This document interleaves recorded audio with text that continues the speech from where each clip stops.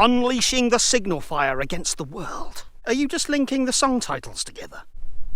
A broken crownless king who's sure to make the sun rise. Seriously, mate, this doesn't make any sense. Give it another go, would you? Take control by knowing your enemy. It's Atonement by Killswitch Engage. Seriously, mate, we need to have a word about your intros. Thought I was being quite clever then.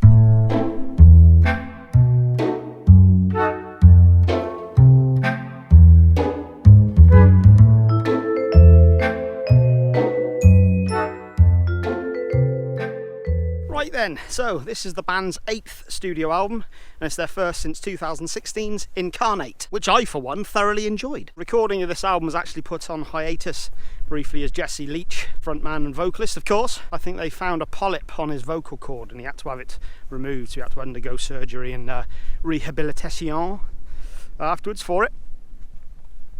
I was out of breath then. But anybody who was worried whether he still had the vocal prowess of yore, is that right? Needn't worry, he sounds as good, if not better than ever. And that's about all I've got to do for the intro, really. I'm going to get straight into the songs on this one. Let's do this. First song on the album was also the first single to be released from it, Unleashed. Now, I've already done a standalone video for this song, so make sure you go and check that out. But I would say that this song is actually better than I remember it. I'm not sure if there's actually a different mix of this song on the album. It sounded a little more aggressive, especially in Jesse's vocals towards the end of the song. I should have compared them, really, shouldn't I? Reviewing and all.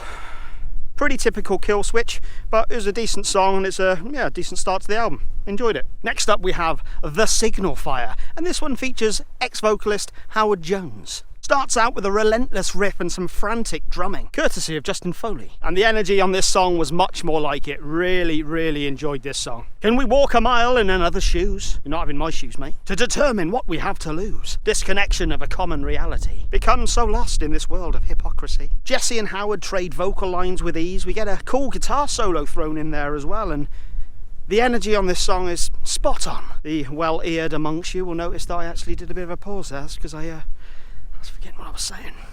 Next up we have Us Against the World. More of a mid-paced tempo on this one. It had those really nice melodic twin guitars. I have to say that this one actually reminded me very much of In Flames, and in particular a song called Resine. Was it that Colony album? I can't remember. I remember listening to that back in the day, but it's very, very similar to it. 3/4 time signature, I believe. I read that somewhere, I think. It might not be true. I thought Jesse sounded absolutely fantastic for the choruses on this one. Our spirit is never ending. I'll be the protection when you fall. Our spirit is never ending. So tell them it is us. Us against the world. Next up we have The Crownless King, and this one features Chuck Billy, the mighty Chuck Billy from Testament, of course. And rather fittingly, this song has a much heavier thrash vibe to it. Testament in particular, of course. I nearly said testicle. And I have to say that it was really great to hear Chuck Billy sharing vocal duties with Jesse Leach. It worked really well, the two of them together. Tear down reminders of a crownless king. This imposter claims authority. Indignation is closing in. You choose a war you cannot win, you dirty twat. I do apologise, that last bit wasn't on the song, but I just got lost in the moment. With some great riffs on this one, I enjoyed this one a lot. Next up, we've got the second single to be released from the album, I Am Broken Too. Bit more of a ballad, this one, in that Killswitch way of ballads. And if I'm not mistaken, this is a song about mental illness. I think Jesse's been quite clear about this. He's always been a guy who wears his heart on his sleeve. I dropped my phone. I keep making the same mistakes just to feel alive again. It's the only way to break on through. So stop numbing all the pain, because it just won't go away. If you only knew how much I needed you. I enjoyed this track, classic Killswitch balladry. Next up we have As Sure As the Sun Will Rise, although at the moment it's currently setting, so I suppose it will rise again now, isn't it? I suppose that's the point of it. Pretty cool song, this one. I particularly enjoyed the black metal-esque bridge section. Fucking A. Had some really fast tremolo pick guitar and furious bass beats, blast beats. Fucking talk properly, Ben. Healer, seeker, true believer. Fucking, how many words were there for me to summon the storm to smite deceivers? I did that bit. Now, I've pretty much enjoyed the album up to this point. The first half of the album was definitely very strong. I enjoyed it a lot. However, the next kind of batch of songs, not so much. Next up we have Know Your Enemy. Definitely some cool moments in the song, but the main riff is such a Pantera riff. It just completely took me out of it for some reason. I don't know, I had issues with this song. Not a bad song, just one that I I struggled with. It's not me, it's you. It's not you, it's me. Freudian slip. Next up we have Take Control. How about you take control of the goddamn review? You're letting it slip, man. This was another one that had a very melodic twin guitar intro before going into a mid-paced riff. Yeah, another one that I wasn't overly bothered with. Again, not a bad song, it just kind of lacked the energy of the opening songs, really. Having said that, I did enjoy the sentiment of the lyrics. When the fear and the panic takes hold, you must take control. When your sorrow drags you down below, take control. Next up we have Ravenous, and this one I did enjoy. This one had that classic Killswitch sound with that melding of hardcore, intricate riffing. Jesse sounds absolutely fantastic on the choruses.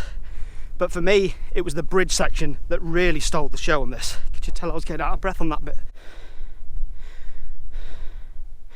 Cut down, deep below the dermis. Unwound from the tangle of indoctrination. Break down the message and the purpose. Fall down to my knees in demarcation. I'm not doing that. To be fair, I enjoyed this song a lot.